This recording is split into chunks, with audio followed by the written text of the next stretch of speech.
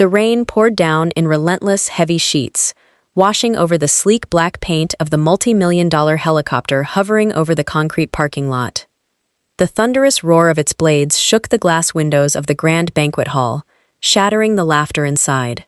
Serena Walker didn't look back. Her hand was steady as she gripped the handle of the helicopter door. Behind her, through the blurred glass of the venue, her husband of 10 years stood frozen, his face stripped of all color as he realized the wife he had just publicly humiliated was stepping into the sky with one of the most powerful empires in the world. How did a woman who had given up her entire youth to build a man's company end up stepping into a billionaire's private transport while her marriage disintegrated in a matter of minutes? Stay tuned until the very end, because the truth behind that letter from Soul will change everything you think you know about worth, betrayal, and the ultimate price of disrespect. Before we dive deeper, let us know in the comments where you're watching from. We'd love to hear from you, and don't forget to hit that subscribe button so you never miss any of our upcoming videos. The evening had started with an air of celebration, though for Serena, it felt like an anchor dragging her further under the surface. The grand ballroom of the Grand Hyatt was packed with hundreds of people, all dressed in formal attire, their diamonds catching the glint of the massive crystal chandeliers above. Waiters in crisp white tuxedos glided through the crowd, carrying silver trays loaded with vintage champagne and delicate hors d'oeuvres. This was the 10th anniversary gala for Walker Construction, a business that now commanded a massive market share in the commercial real estate sector. To the outside world, it was Marcus Walker's crowning achievement. To Serena, it was a monument built on her blood, sweat, and sleepless nights. She sat at the head table, her fingers lightly tracing the edge of her porcelain plate. Her dress was simple, a dark navy gown she had bought on sale 2 years ago because every extra penny the family made had been funneled straight back into the company's payroll and expansion funds. Beside her sat Marcus, looking sharp and radiating the unshakable confidence of a man who believed he was the center of the universe. To his right was his mother, Evelyn, a woman whose disapproval of Serena had been a constant, suffocating weight for a decade. Next to Evelyn was Marcus's sister, Chloe, who spent the evening scrolling through her phone, occasionally tossing passive-aggressive remarks about the quality of the catering. Marcus, darling, the speech you prepared is absolutely magnificent, Evelyn said, her voice dripping with artificial sweetness as she patted her son's hand. It really highlights how much you've sacrificed to drag this family into high society. Thanks, Mom, Marcus replied, taking a deep gulp of his wine. He didn't look at Serena. He hadn't looked at her all night, except to ask if she had remembered to check the seating arrangements for the city council members.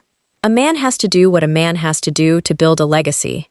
It takes vision, real vision. Chloe looked up from her screen, a smirk playing on her lips. Well, let's just hope certain people don't ruin the photo ops later. This is a high-class event, Marcus. Image is everything. Serena remained quiet, her smile practiced and polite. She was used to the subtle digs. She remembered when Walker Construction was nothing more than a single, rusted pickup truck and a toolbox in their cramped garage. She remembered the nights she stayed up until 3 in the morning balancing the ledgers, teaching herself corporate tax law so they wouldn't have to pay a retainer for an accountant they couldn't afford. She remembered selling the diamond engagement ring her own grandmother had passed down to her just so Marcus could clear the permits for his first major contract. She had given up her own dreams of completing her degree, devoting every waking hour to being his secretary, his strategist, his emotional rock, and the primary caregiver for their daughter, Lily, who was currently staying with a trusted nanny. The clinking of a silver spoon against a crystal glass echoed through the ballroom, silencing the chatter of the 300 guests.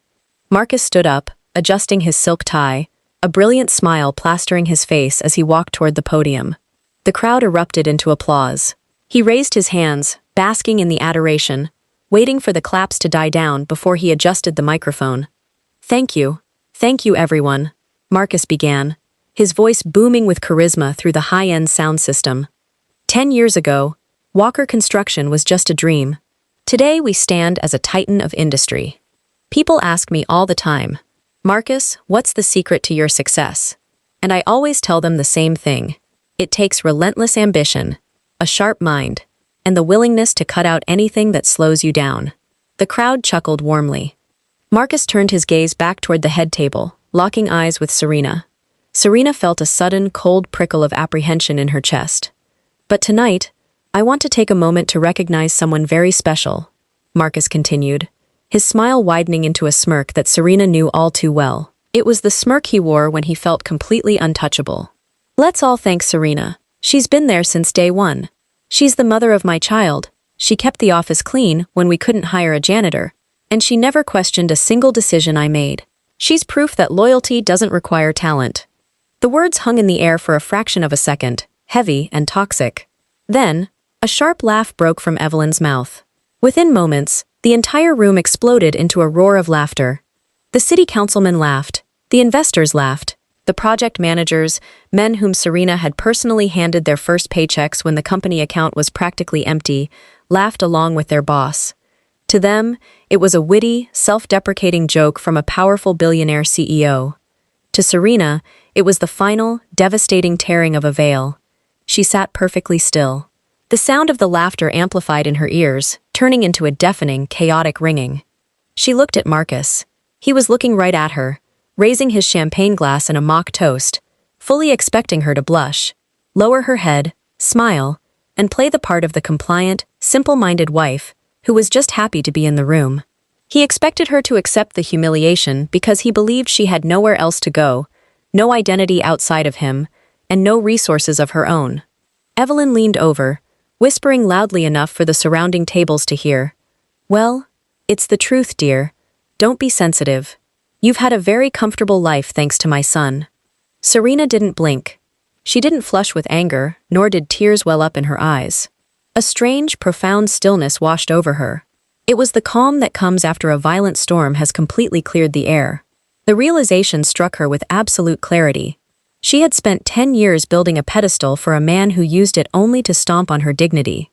Quietly, without a single frantic movement, Serena unfolded the white linen napkin from her lap. She placed it neatly on the table beside her untouched dessert. She reached down, picked up her small leather purse, and stood up. She didn't look at Evelyn. She didn't look at Chloe. She turned her back on the podium where Marcus was still grinning, enjoying the lingering chuckles of his audience. She began to walk toward the exit. Serena, where are you going?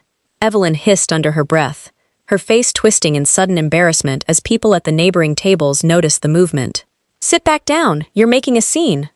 Serena didn't answer. She didn't speed up her pace, nor did she falter. Her heels clicked rhythmically against the polished marble floor of the ballroom. She walked past the rows of laughing guests, her posture straight, her shoulders square. From the podium, Marcus saw her moving toward the grand double doors. His smile faltered for a brief second, a flash of irritation crossing his handsome features. He covered it quickly, leaning back into the microphone. Looks like my wife is going to check on the catering again. Always looking out for the small details. Another wave of laughter rippled through the room. Marcus smirked, confident in his absolute control. In his mind, she was just throwing a minor tantrum. She would walk to the restroom, cry for a few minutes, fix her makeup, and return to sit quietly at the table, because she depended on his wealth for her survival. He whispered to his right-hand man who stepped up to the stage. She'll be back in 10 minutes. She knows who pays the bills. But Serena didn't turn toward the restrooms. She walked straight past the coat check, past the security guards, and out through the heavy glass revolving doors of the hotel lobby. The night air hit her immediately, cold and damp. The clouds above had broken open, and a steady, freezing rain began to fall, pattering against the concrete and the black asphalt of the driveway. The valet parking attendants looked at her in surprise, noticing her evening gown and the lack of a coat, but Serena didn't care. She walked out from under the hotel canopy, letting the cold rain fall onto her skin, washing away the lingering scent of expensive perfume, stale champagne, and heavy betrayal. For the first time in a decade, the suffocating weight in her chest was gone. She felt light. She felt entirely, terrifyingly free. She walked away from the luxury hotel, heading toward a small park across the street. Her high heels sank slightly into the wet grass, but she kept moving until she reached a wooden bench beneath a spreading oak tree that offered a small amount of shelter from the downpour. She sat down, her wet hair clinging to her neck, and opened her purse.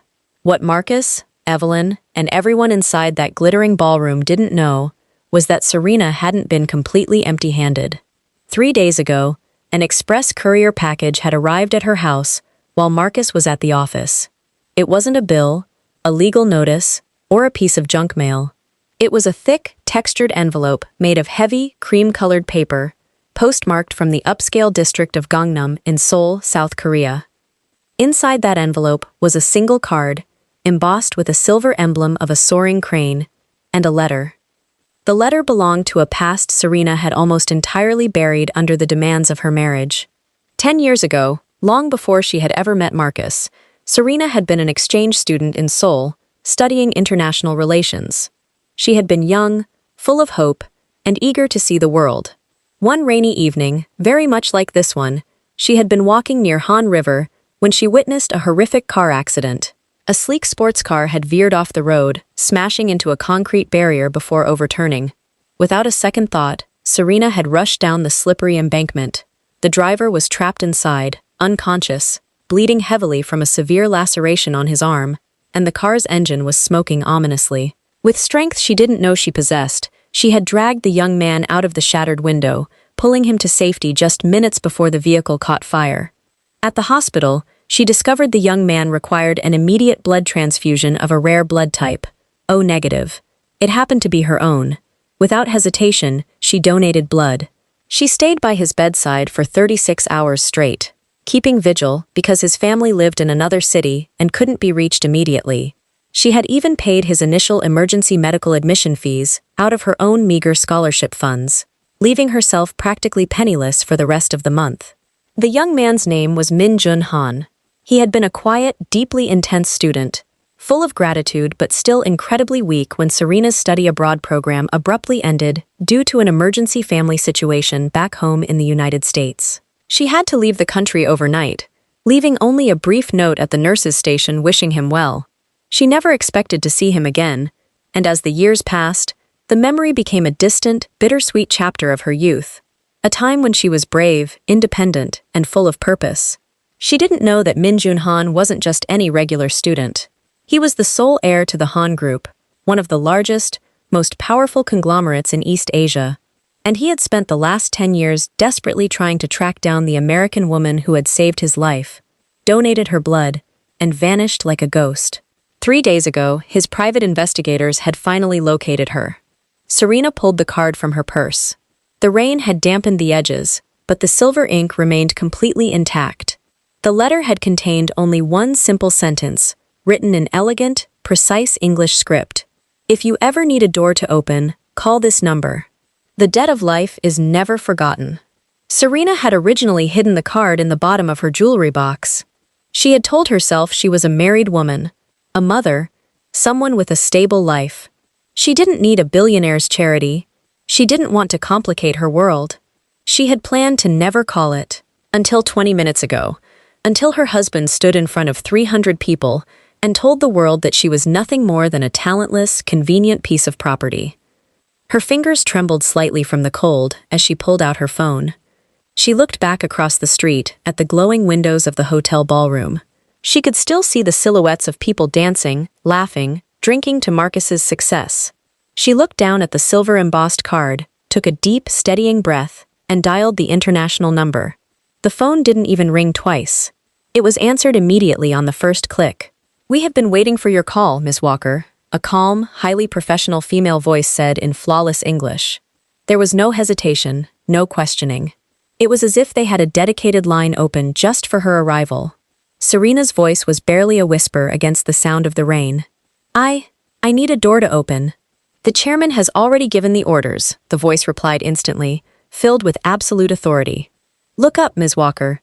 We are already there." Before Serena could even ask what the woman meant, a deep, rhythmic thrumming sound began to vibrate through the air. It wasn't the sound of traffic or thunder. It was the heavy, pressurized beat of rotor blades. From behind the low-hanging rain clouds, blinding white searchlights cut through the darkness. A massive, state-of-the-art luxury corporate helicopter, bearing the sleek silver crane emblem of the Han Group on its tail, began its rapid descent. It didn't head toward the airport or a distant helipad. It cleared the tops of the city buildings and hovered directly over the open plaza adjacent to the park and the hotel. Down on the street, the world seemed to grind to a halt. Commuter cars slammed on their brakes, their headlights illuminating the sheets of rain as drivers stared out their windows in utter disbelief. Pedestrians stopped dead in their tracks, pulling out their smartphones, their screens lighting up the dark sidewalks as they recorded the surreal sight of a massive, elite aircraft descending into the middle of a civilian district. The helicopter touched down with perfect precision on the wide, concrete courtyard. The powerful backwash of the blades whipped the rain into a fierce, swirling mist, bending the branches of the nearby trees. The heavy hydraulic door slid open. A tall man dressed in a sharp, dark-tailored suit and holding a massive black umbrella stepped out into the downpour. He didn't look around or hesitate. His eyes locked onto Serena sitting on the park bench. He walked directly toward her, his footsteps deliberate and completely unbothered by the storm. He stopped in front of her, bowing deeply at a precise 45-degree angle, holding the umbrella over her head to shield her from the rain. "Ms. Walker?" the man asked, his voice clear and respectful over the roar of the idling engine.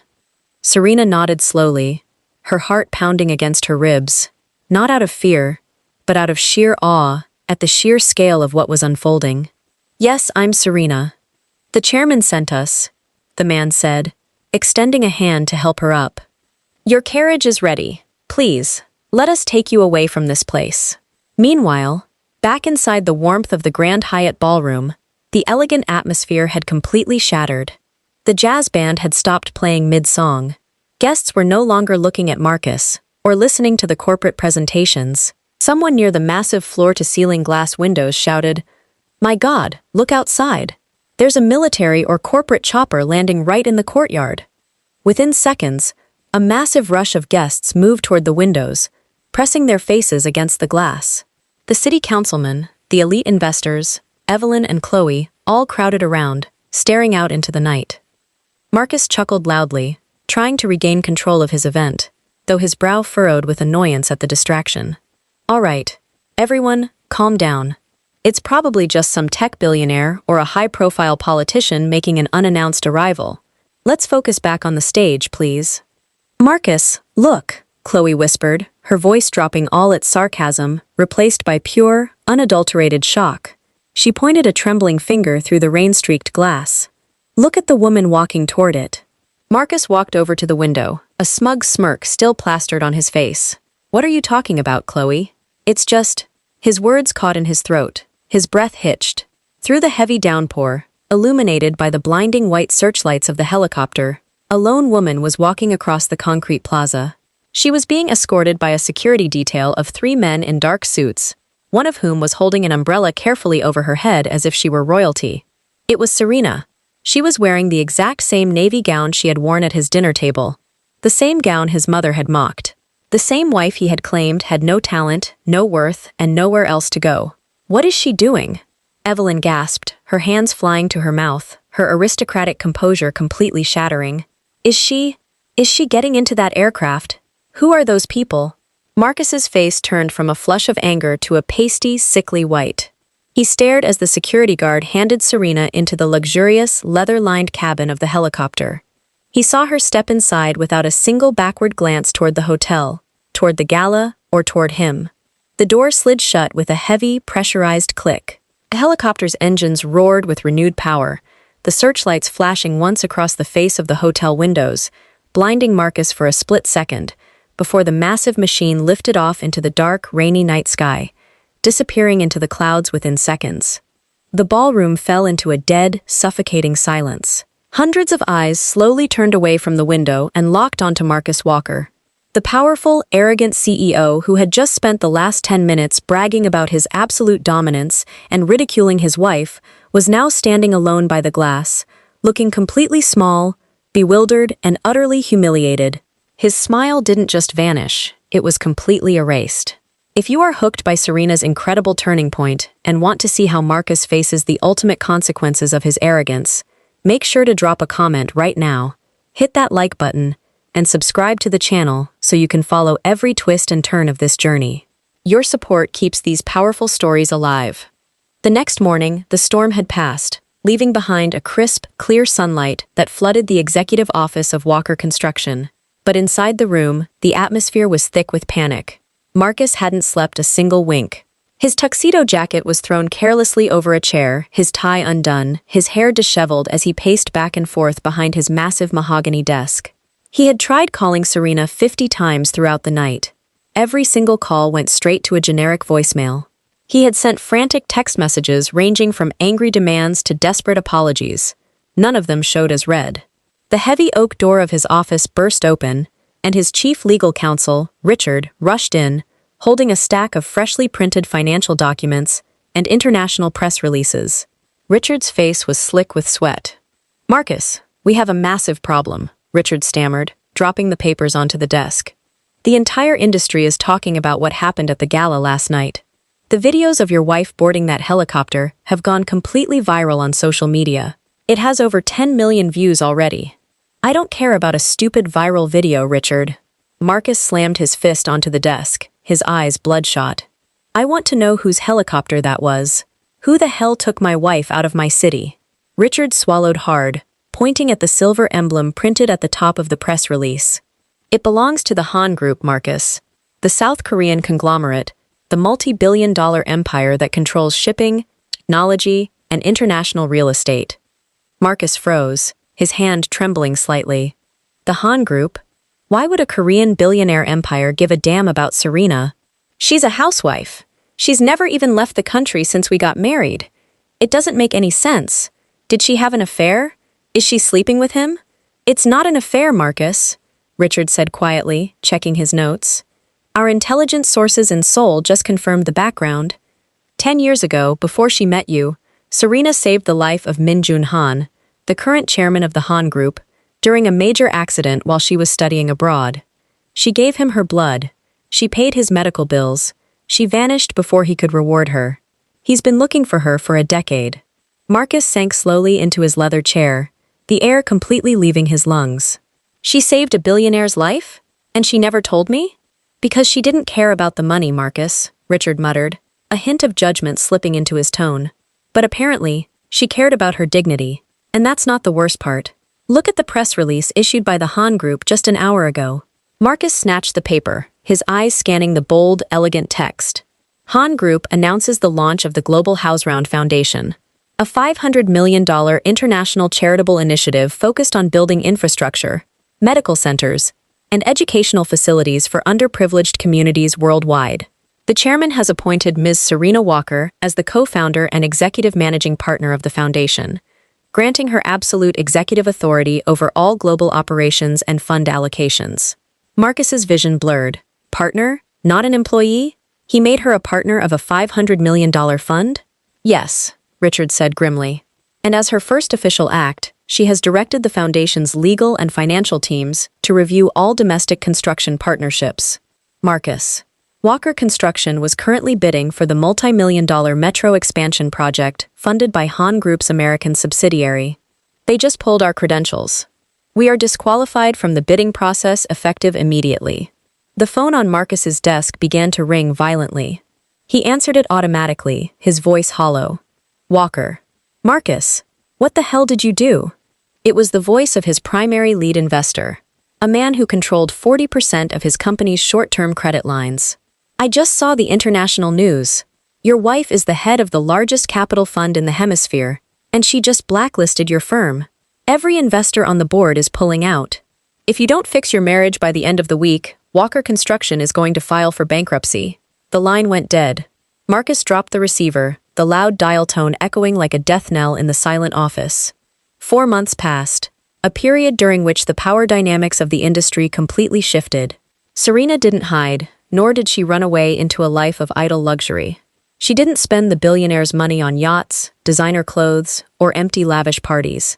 Instead, she threw herself into her new role with a fierce, brilliant intensity that surprised everyone except Chairman Min Jun-han himself. She moved into a beautiful, quiet apartment overlooking the city skyline, bringing her daughter Lily with her after a swift, uncontested temporary custody agreement handled by the Han Group's elite team of international lawyers. Marcus's legal team hadn't even attempted to fight. They knew that going up against an army of top-tier attorneys backed by an Asian conglomerate would utterly destroy whatever little capital Walker Construction had left. Serena spent 16 hours a day in boardrooms, analyzing structural plans, negotiating with international suppliers, and traveling to underdeveloped regions to oversee the construction of schools and modern medical clinics. She wasn't a figurehead. She used the practical skills she had taught herself while building Marcus's company, but this time, Her intelligence wasn't being dismissed as loyalty without talent. It was being celebrated. The top engineers, financial analysts, and corporate directors in the world stood up when she entered the room, listening to her directives with absolute respect. Chairman Min Jun-han sat beside her in a high-rise executive suite in New York, looking over the final quarterly reports of the foundation. He was a man of immense presence, sharp-featured and soft-spoken, radiating a quiet power that didn't need to shout to be heard. "You have done more in 4 months, Serena, than most directors do in 4 years," Min Jun said, a rare, genuine smile gracing his face as he set down his tea. "The board is astounded by your efficiency."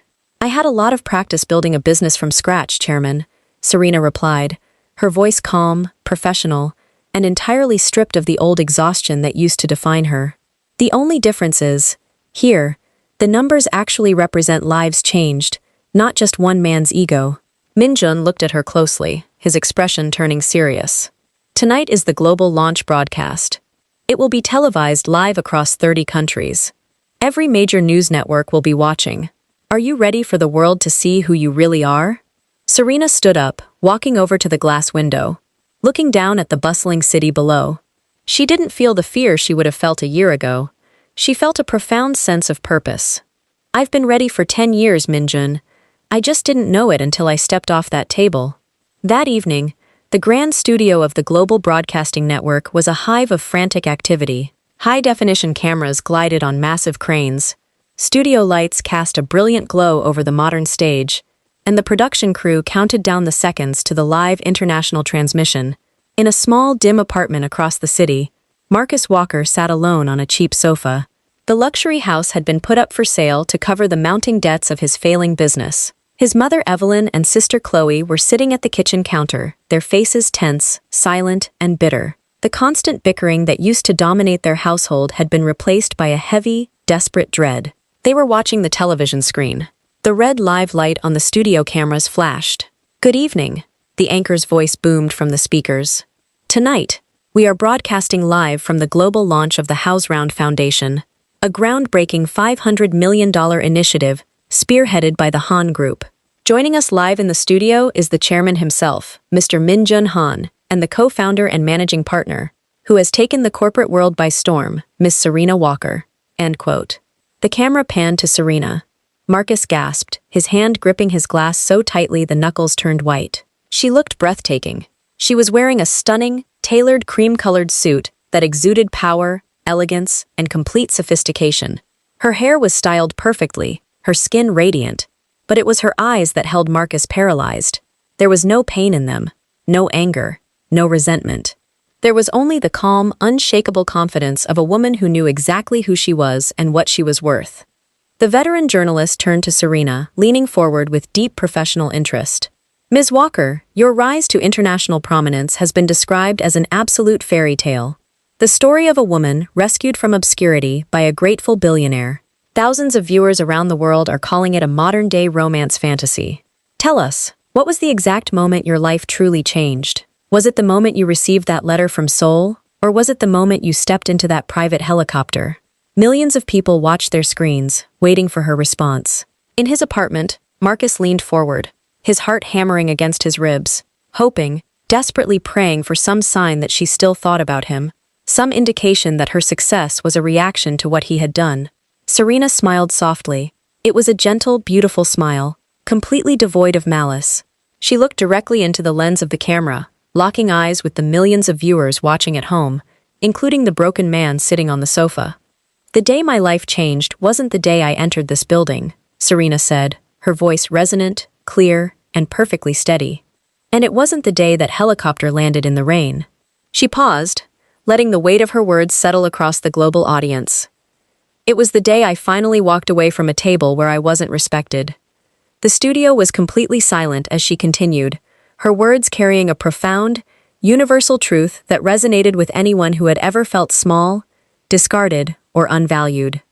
"For a long time, I believed that my value was defined by how much I could sacrifice, how much abuse I could endure, and how quietly I could suffer to build someone else's dream. But true strength isn't about staying and taking the joke. True strength is having the courage to place your napkin on the table, stand up, and walk out into the storm without a single word." The helicopter didn't save me. My decision did. The helicopter just arrived after I had already chosen myself. Across the city, Marcus Walker slowly lowered his head into his hands. A single, bitter tear slipped through his fingers, splashing onto the floor of his cramped room. He realized, with an absolute, crushing finality, that the woman he had mocked, the wife he had called talentless, the person he believed was completely weak, had never been weak at all. She had simply been patient. She had been giving him every opportunity to see her, to value her, to love her.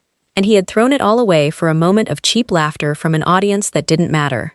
He had lost his company, his status, and his wealth. But worst of all, he had lost the most valuable asset he ever had. The brilliant, fiercely loyal woman who had built him from nothing. And she was never, ever coming back. Serena finished her interview, the studio crew erupting into spontaneous applause as the cameras faded to commercial. She turned to look at Minjun, who was watching her with immense pride and profound respect. "Well said, partner," Minjun said softly, offering his hand. Serena took it, her smile bright and completely free. She walked off the stage, not into the shadow of a billionaire, but beside him as an equal, stepping forward into a brilliant, limitless future that she had claimed entirely for herself. If Serena's powerful realization inspired you to value your own worth and never settle for a table where you aren't respected, please take a moment to hit that like button. Leave a comment down below sharing your thoughts on her journey, and subscribe to the channel so you never miss another story of dignity, strength, and ultimate triumph. Thank you for watching, and remember, never be afraid to walk away.